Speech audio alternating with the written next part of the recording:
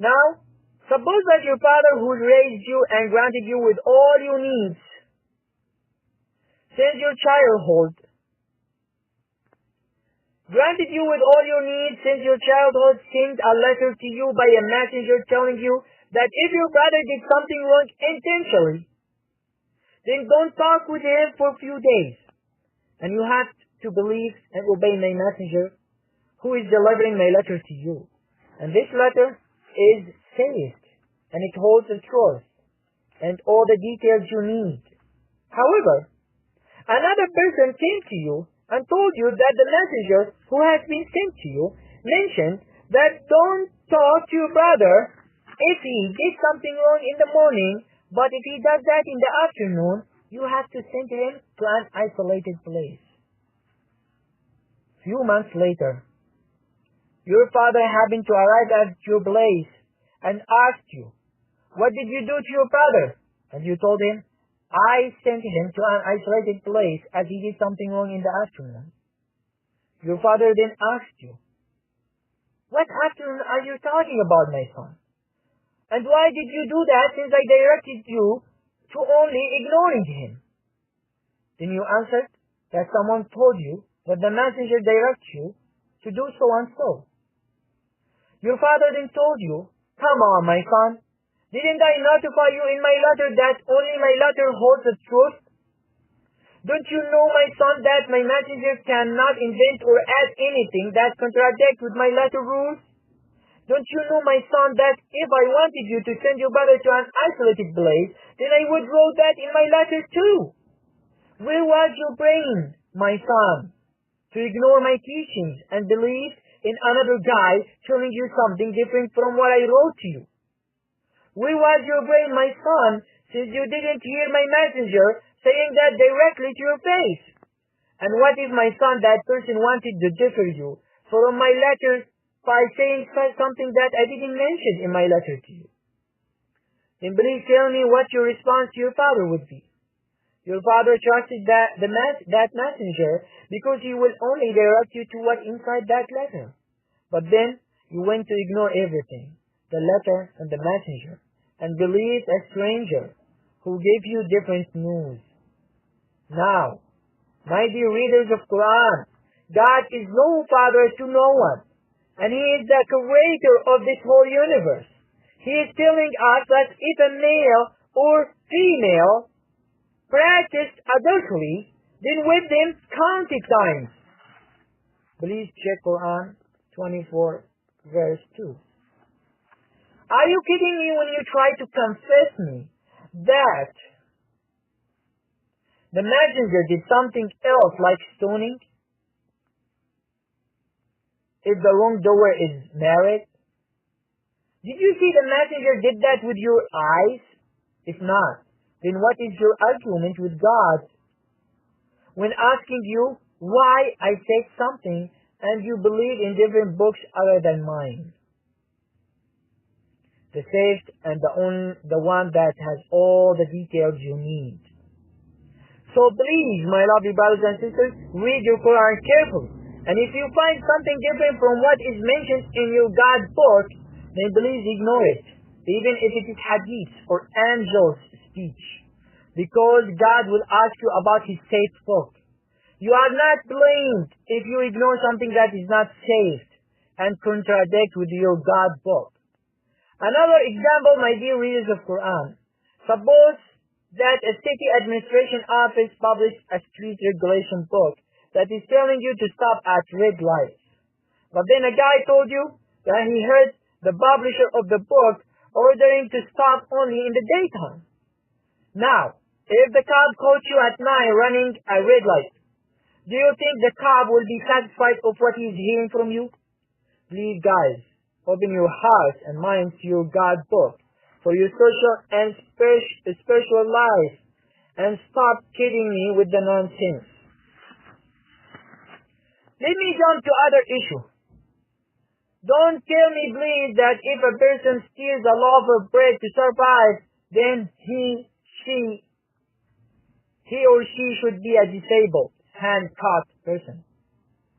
Are you kidding me? Please read your Quran carefully. Qur'an attached the two letters Alif and Lam to make the word a proper noun referring to known persons. Check Quran chapter 5 verse 38. So, the thief, whether male or female, should be a hand-cut person only if they are known to the community by their continuous act of stealing, meaning, if they are disturbing the society by the act of continuous stealing, and a lot of people know them because of their bad behavior, then they should be handcuffed. This could include those who steal money from credit cards in a regular basis and harm many people continuously, those who cut streets and steal people's belongings, those who are in governmental offices and steal people's resources, leaving people with nothing or insufficient funds, etc. Look, beloved readers of Quran, each letter in Quran has a function, so please read it carefully. It is your God book as you know it, so take every letter seriously. God, on the other hand, wants people to help each other, especially those in need. And of course, this will include those who ask for charity or happen to take something seriously to survive. Isn't it a common human sense? Don't we have mercy to poor people? Now, Quran did not attach the two letters Alif and Lam for those who kill, unlike the case of stealing. Check Quran 4:93. This is because killing is an act that requires immediate response and punishment, whether the killer is known of his bad and continuous act or not. So please compare verses and read Quran carefully for the benefit of the whole society. Alright, my dear readers of Quran, why don't we jump to the divorce issue? In Quran, it is to be done in two stages. Check Quran 2:229. The word twice here means two stages or levels. In the first stage, which is the iddah stage, the husband can retain his wife if they get along and forget about divorce, and the wife stays at her husband's house during the iddah time. Please check Quran 65:1. And the second stage is to bring two witnesses and finish the divorce process if the spouses did not get along during the first stage, the stage. Please check Quran 65:2. This is how Quran shows divorce. Now, are you trying to tell me different rules from other sources, whether hadith or stories? Come on, buddies. Which one is your truly Quran? Is it the one from God or the one called hadith, exegesis, and stories that are not safe and are not coming from God? Not only this, but such sources contradict with Quran sometimes. Please read your Quran carefully to get the best of it and stop kidding me by telling me that divorce is done through three pronunciations of divorce phrases. Come on. If you want to follow Quran and believe that Quran comes from God, then please read it carefully and don't believe anything that contradicts with it, even if you hear that it comes from Muhammad, Moses, Jesus, angels, or anybody. Suppose I stand with you in front of God, and I have my argument, which is, oh God, I only believe in Quran since you made it say it for ages to the end of time.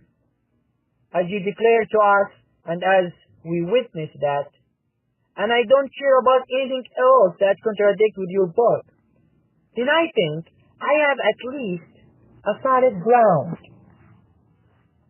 But what are you going to tell God? Are you telling him that I read your book, but went to believe something else that is not in the same page with what you mentioned in Quran?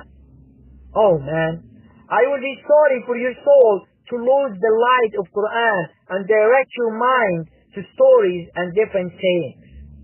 And please, Don't invent many types of divorce such as muta, types of marriage such as muta, or any type of the many invented types nowadays, etc. Nothing in Quran validates that. In Quran, it is a marriage forever, and if it cannot be lasting for any reason, then divorce has to go through process of stages. Whether in the first stage, then divorce has to go through process of stages, where in the first stage, the wife has to be with her husband during the time in order to see if dispute will dissolve or not, as God showed in the first verse of the first chapter and also in the 6th verse of it. And when Quran mentioned about your house in the first verse of the chapter, it is referring to the husband's house, since it is still considered her house during the iddah time, and because no one can force the wife to be out of her house if she owns it. Thus, the house mentioned is her husband's, which she should neither get out nor force to in the iddah time, unless she committed a serious act. And with no slight of doubt, God is the only one who knows what the best for us is, whether males or females, and whether during the divorce process or other life regulations. So please guys, don't follow exegesis and stories. If they contradict with Quran, and only trust Quran, your God book, the saved one. You can read exegesis and stories, but you must read Quran carefully first to see if such writings contradict with Quran or not. Hey buddies, even my speech to you in this Friday gathering, you don't need to trust. All I am asking is to trust your Quran. So please stop kidding me by saying that divorce is 3 pronunciations, or by saying that iddah time happens after finishing the divorce process. Quran did not say that at all. Please read it carefully. One more thing, which is about the iftida case. If the wife asks for divorce, the iftida, then she could go away from her husband and cannot reunite with her husband if he takes the iftida until she marries another man first. Please check Quran chapter 2 verses 229 to 230. This is the only case where the divorced man and woman cannot be united without the woman marrying another person first, as the phrase of keep the limits of Allah confirms and shows that the speech here is only concerning the iftida case. Otherwise, if it is not the case of iftida and they need to get back together, then they could do that easily, as Quran showed, without the need for the woman to marry another man first. Please check Quran chapter 2 verse 232. This is a good thing, especially if they have children together. Man, we need to read our Quran carefully. God made it safe for us. God granted us such wisdom book to help us through our life. But then, we go believe other stories that contradict with it. Oh man, shame on us. What will we say to our souls? What will we say to God? Alright. I don't think that a happy family containing children and living together for many years or decades then get collapsed at the moment of anger by pronouncing 3 divorce phrases is not considered a nonsense. So seriously, stop the nonsense and read Quran carefully. Please stop kidding me and regulate your family and social regulations in the right manner as Quran showed, so you get blessings and happiness in your daily life fully.